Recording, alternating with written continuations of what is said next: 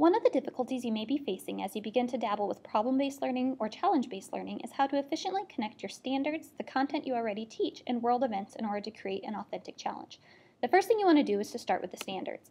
If you don't already have them bookmarked, you can always do a Google search for Iowa Core Curriculum, and it'll be the first one that pops up.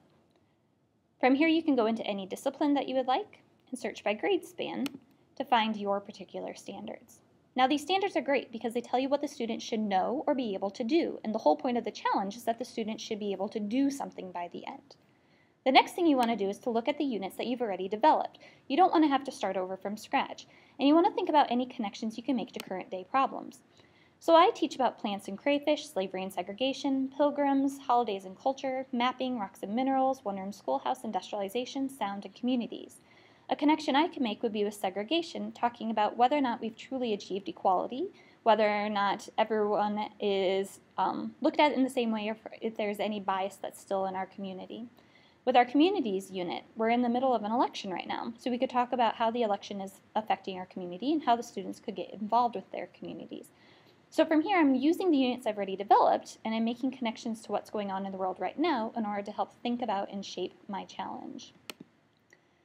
Then I want to go ahead and get my students involved. I need to make sure that I've made connections to my standards, but as I'm teaching those standards, the students may naturally be coming up with challenges that they want to face. So for example, with my political science and civic literacy standards, one of my standards is understanding the rights and responsibilities of each citizen and demonstrating the value of lifelong civic action. Looking at this, it's talking about participating in your government, it's talking about knowing what it means to be a citizen. As I'm teaching, I'm going to be giving my students content about citizenship and about ways that they can have a voice within their community. But they may naturally be inspired then, since it's an election year, to want to go ahead and get more personally involved with the election.